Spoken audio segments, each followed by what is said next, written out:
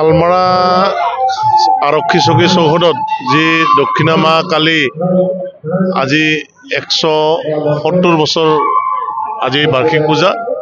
এই পূজাৰ ঐতিহ্যমণ্ডিত আমাৰ যেতিয়া গোৱালপাৰা আনডিভাইডেড ডিষ্ট্ৰিক্ট আছিলে, তেতিয়া যি ব্ৰিটিছৰ দিনত 1855 চনত তেতিয়া ইয়াতে থানা স্থাপন কৰিছিল শালমাৰা আৰক্ষী চকী হিচাপে।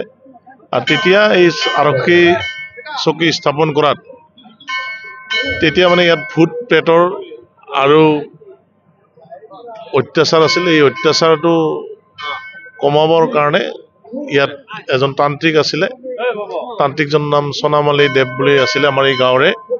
তেওঁ ইয়াত পূজা পাতল কৰি গম পালে যে ইয়াত এডাল শক্তিদণ্ড হিচাপে ইয়াত পুতি স্থাপন কৰে। তাৰ লগে লগে এই দক্ষিণা মা কালীৰো এই মন্দিৰ স্থাপন কৰে। তাৰ লগে লগে এই ভূত প্ৰেতৰ অত্যাচাৰ কমি যায়। আৰু তেতিয়া ৰাইজে এই মাৰ মন্দিৰত আহি কিছু মনৰ আশা পূৰ্ণ হয়। বিভিন্ন অঞ্চলৰ পৰা মানুহ আহে, অসমৰ বিভিন্ন জেগাৰ পৰা। এই তেনেদৰে আজি এই পূজাটো চলি আছে।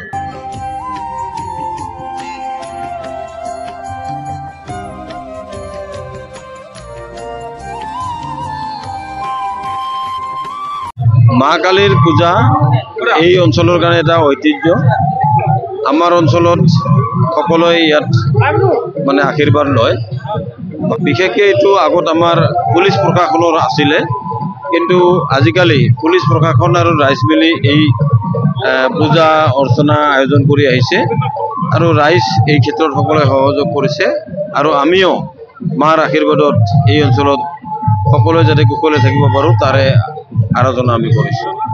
এটা ঐশ্বৰিক শক্তি এই মাৰ পৰা যিসকলে সেৱা কৰে তেখেতৰ পৰা ঐশ্বৰিক মনোবল এটা পায় আৰু সকলোৱে হয়তো মনত এটা শান্তি লাভ কৰে আৰু এটা সাহস পায়।